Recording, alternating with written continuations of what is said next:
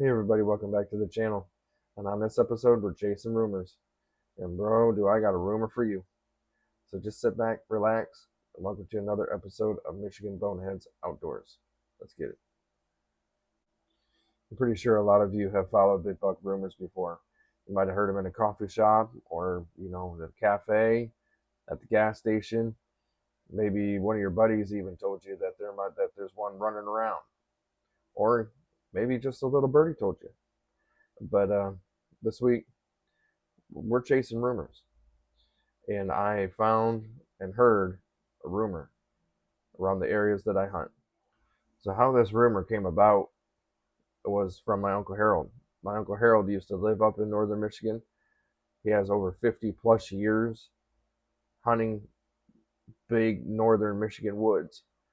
And when he says that there's a big deer running around, you better be listening and don't take it with a grain of salt because it's true. He's seen it all, done it all. Like I said, guys, he's got over 50 plus years, 50 plus years in these woods. And if he says that this buck is big, this buck is big.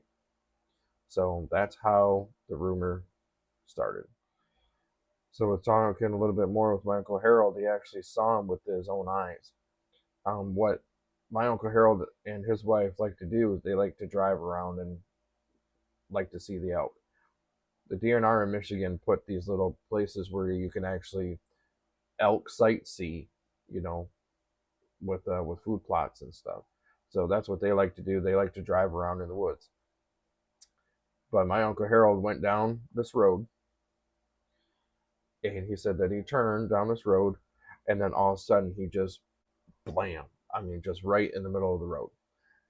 This was kind of like a late season type thing, and that deer made it through that year's hunting season. So when we heard that, the chase was on. So that following year, me and my dad went in there and we started scouting it, um, right where my Uncle Harold saw this buck at. We found a ton of sign, ton of rubs, ton of scrapes.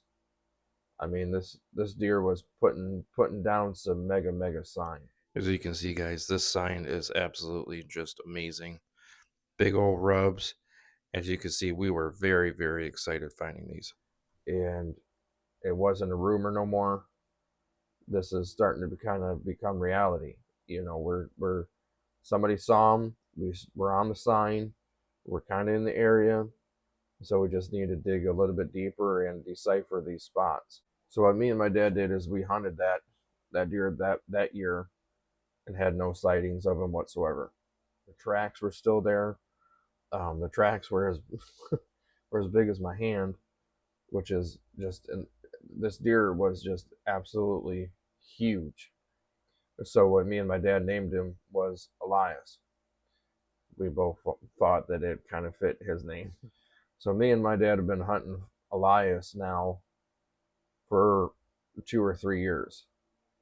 And now if you do the math, we're thinking when my Uncle Harold saw him, he was at probably at least 3. So this deer is pushing 5.5 to maybe 6 years old on public land in Michigan, which is unheard of. So this scouting season, we dove in. There was just this piece of woods, guys, this block of timber that was just calling my name for some reason, and I just had to dive in and I had to investigate it. And I mean a block. I mean probably about 2 acres by 2 acres. I mean, it was just a small block right off the road, and I've seen some tracks leading across the road. So I'm like, okay, let's just go see what's going on up there and see what I can find. And I found the rubs. Man, did I find the rubs.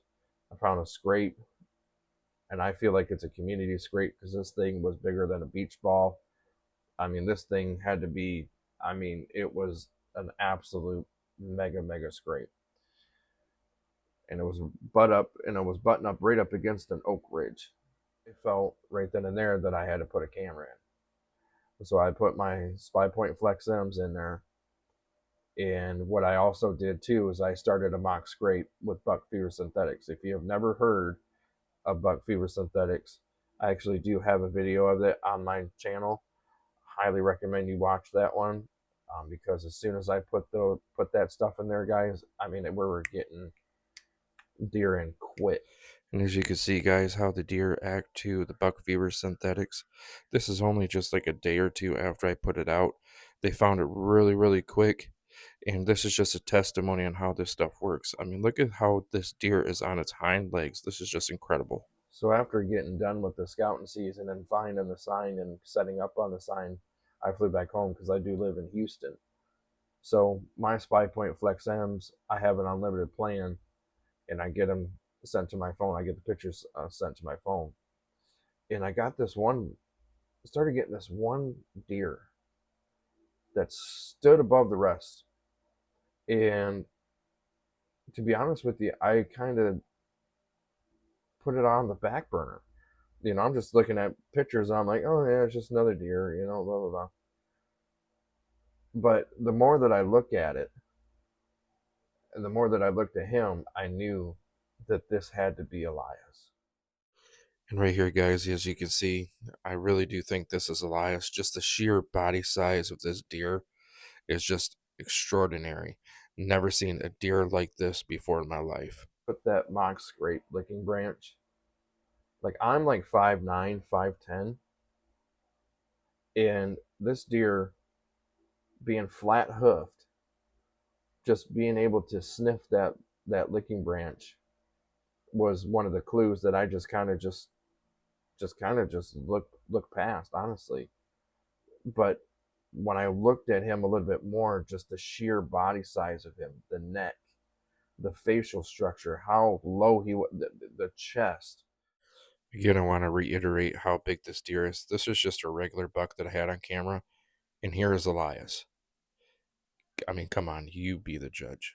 Everything was screaming, big buck, big buck. And this was in the beginning of May. So I had him opening up mock scrapes in May.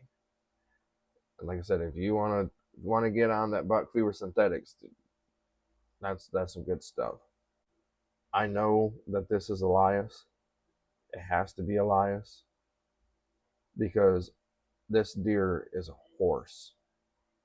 And this deer, me and my dad have been chasing now for 3 years. And when my Uncle Harold saw him, we really thought that he was probably about maybe three and a half. So that's a 5.5 to 6 year old deer on public land in Michigan, which is unheard of. And it just started with a rumor. So remember, guys, to always follow those rumors, because you never know what you're going to catch. You never know what you're going to see. And you never know what you might be able to harvest if you do follow them. If you would like to see if we get Mr. Elias on the ground, all you have to do is subscribe to the channel.